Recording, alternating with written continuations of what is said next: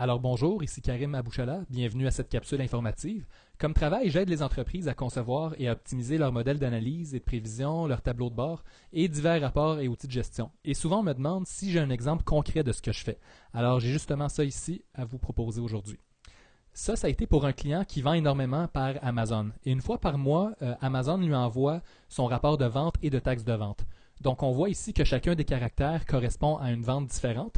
Et pour chacune de ces ventes, on a le montant de taxes générées pour chacun des paliers de gouvernement.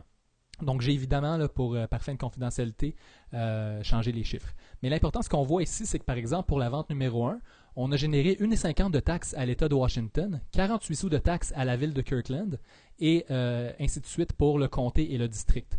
Et ainsi de suite, évidemment, pour chacune des ventes. Et ce rapport-là contient des milliers de lignes. Donc c'est vraiment un rapport très, très long. Et le besoin du client, c'est justement de summariser les montants de taxes générés par palier, le tout par État américain. Alors, forcément, c'est sûr qu'au début, on pourrait tenter de faire un filtre et puis d'appliquer ça manuellement, mais ça peut être très long, là, étant donné la quantité de données.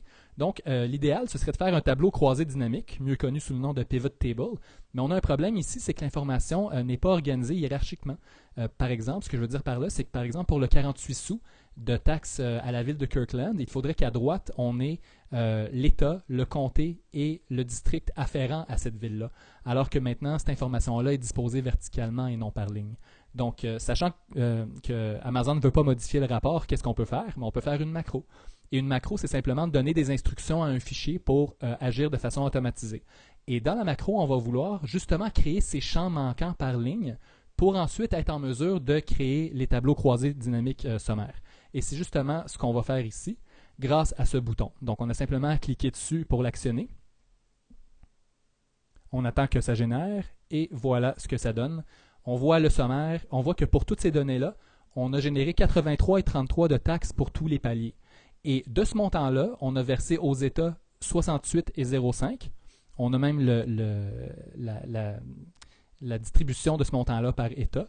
Et pour les villes, on voit qu'on a versé 6,82. On a aussi la répartition pour chacune des villes par État. Même chose pour les comtés, même chose pour le district. Donc, on a exactement ce qu'on voulait. Le bénéfice d'agir ainsi, évidemment, ça représente d'énormes économies de temps et d'argent. On sait que ce travail-là, avant, prenait des heures et des heures à faire manuellement. Maintenant, avec un simple clic, on a l'information très rapidement. On constate aussi une baisse considérable du risque d'erreur parce qu'on a un processus automatisé. Et ça, c'est particulièrement important dans ce contexte-ci, le contexte fiscal, parce qu'on veut être sûr de produire les bonnes informations au palier de gouvernement pour ne pas se tromper.